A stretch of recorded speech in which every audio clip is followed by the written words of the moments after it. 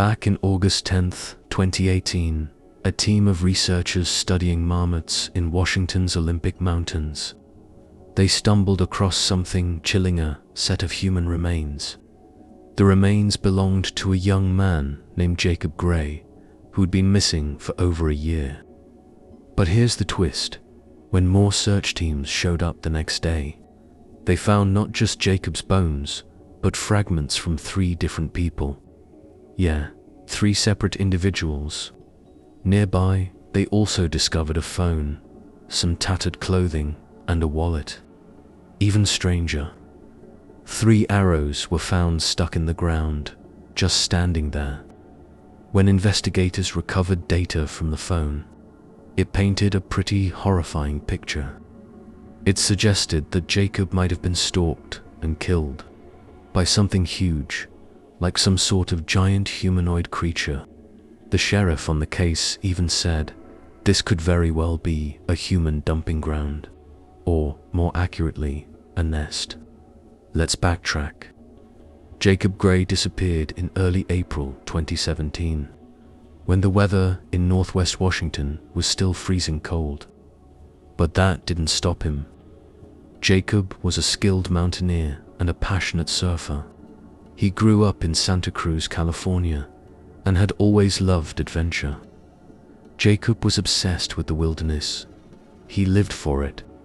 So, when he decided to head into the Olympic Mountains, he didn't tell anyone. On the evening of April 4th, despite heavy rain, Jacob packed his gear and set out. He was on a bike, pulling a custom trailer his dad had modified. This little trailer was like a mini truck. It was compact, durable, and perfect for carrying all his supplies. Jacob loaded it with food, camping gear, and a composite bow, along with some arrows. He knew how to hunt, so that bow could help him get fresh food, or defend himself. His destination, Hoh Rainforest, deep in Olympic National Park. Now, this park is no ordinary place. It's in the northwest corner of Washington state, surrounded by the Pacific Ocean. Because of its unique location, the park has everything: beaches, rainforests, and even snow-capped peaks. It's a place where the climate and ecosystems shift dramatically as you go. And here's the kicker: 96% of the park is untouched wilderness. It's been protected since 1976, so it's remained wild and raw, like stepping into another world. Naturally, adventurers are drawn to its mysterious vibe, and Jacob was no exception. But just 2 days later, on April 6th, something was already wrong. Hikers on the Sol Duc Trail, about 6.5 miles in, stumbled upon Jacob's gear. His bike and trailer had been tipped over and were covered with a waterproof tarp. Everything was still packed inside, and that was just the beginning.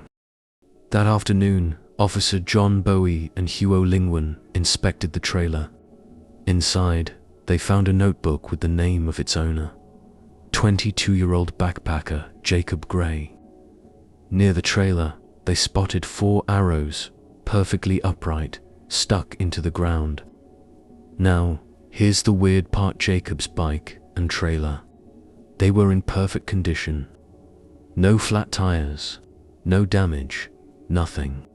If you followed the trail from there, it would eventually lead to the temperate rainforest and the alpine peaks of Lynx Ridge.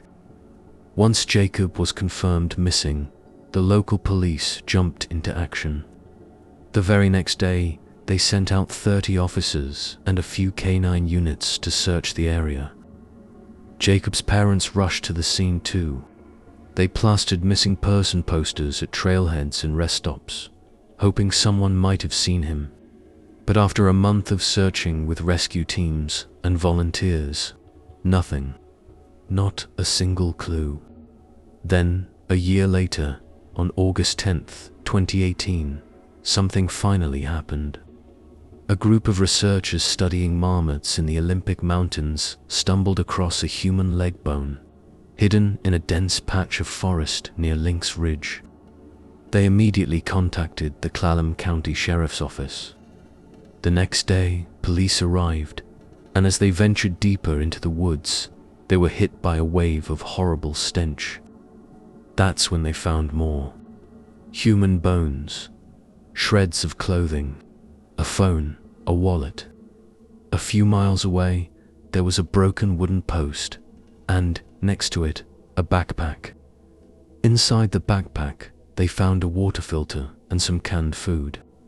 Nearby, there was a collapsed tent with, get this, 3 more arrows stuck in the ground. The backpack, phone, and clothing fragments. All of it belonged to Jacob. According to Sheriff Will, they found more than just Jacob's bones. Some of the remains belonged to other humans, and even animals. The coroner confirmed that some of the bones, like pelvis and ribs, belonged to 2 other missing persons. A 34-year-old hunter named Jacques Maxim, who disappeared in 2010, and a 33-year-old hiker, Diane Bruno, missing since 2012. Jacques went missing during a hunting trip, and Diane disappeared while hiking alone in the park. Here's what's even creepier. Jacques and Diane's remains were far older, their bones completely bleached. The discovery site. It wasn't a campsite. It was 11 miles off the Sol Duc Trail, deep in the park's wilderness. The location sat at an elevation of 6,000 feet, in an area so remote and treacherous that even professional climbers would struggle to reach it. The environment, brutal. With extreme temperature shifts, it's almost impossible for humans to survive there long term. And according to the report, there were no signs of human activity nearby. If a serial killer was behind this, they'd have to be a ghost. You'd think he'd need some kind of camp or shelter out there, right? But nothing, literally nothing. Not even a cave in the area for miles. And then there's this. A killer wouldn't just dump the victim's backpack and personal belongings like that. At the scene, they even found Jacob's wallet, with cash and credit cards still inside. That's not the kind of thing a careful, methodical killer would leave behind. Now, let's rule out wild animals too. One of the victims, Maxim, was a hunter. He had serious skills and was carrying a high-caliber rifle and a machete when he disappeared. There's no way the animals in the Olympic Mountains could have taken him down. But what's really strange is the way their bones were found. The leg bones and ribs were grouped together.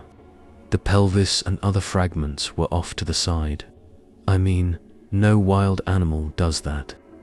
When investigators hit a dead end, something in Jacob's phone caught their attention.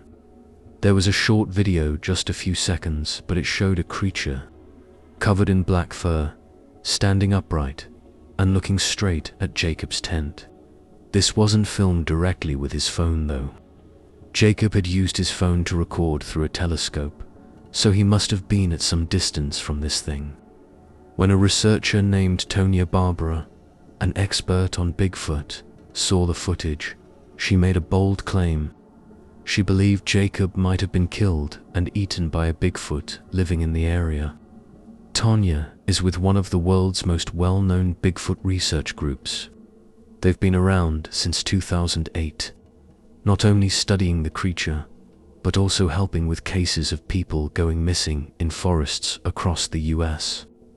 Tonya shared her theory with the police, but even with this lead, authorities couldn't determine exactly what happened to the 3 victims. Then, as they looked deeper into Jacob's phone, they found another clue: a call he tried to make to 911. On the night of April 5th, the call never went through because of bad reception. Jacob's mum, Laura, later reached out to a psychic named Lynn May.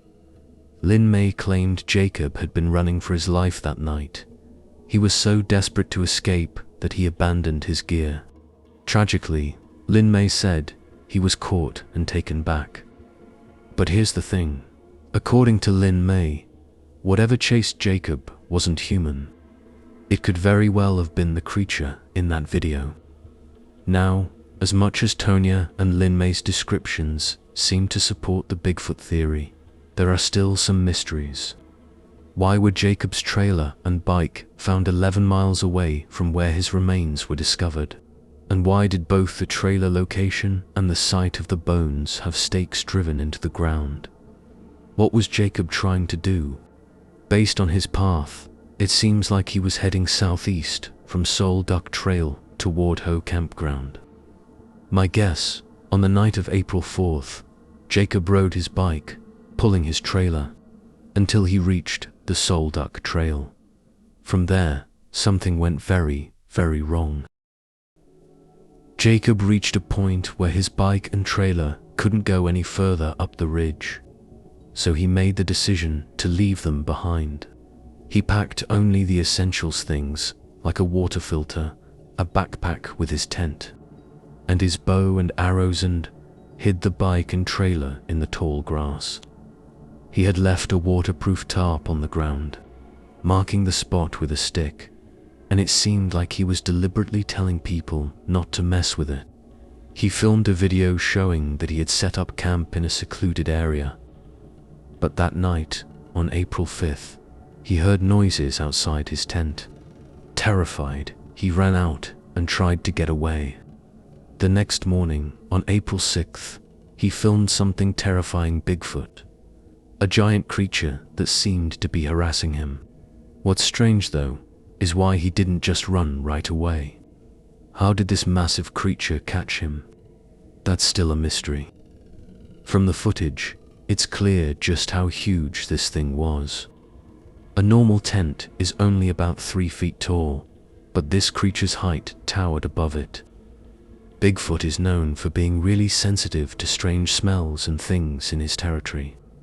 He's incredibly smart and often attacks when the campers let their guard down. Unlike other animals, Bigfoot doesn't wait for you to spot him, he spots you first. Even if Jacob had a gun or his bow and arrows, they wouldn't have been enough to protect him. And if he tried to run, Bigfoot would have tracked him down. With a creature that's 8 feet tall, there's no way a human could outrun it. Jacob's parents never really believed that their son was killed by Bigfoot. They think he was taken by a bear or maybe even a rockfall. His mum, Laura, told investigators that the divorce between her and Randy had a huge impact on Jacob. He started showing signs of depression, and his dad, worried about him, sent him to community college. But Jacob dropped out soon after, choosing instead to work at a rock climbing gym.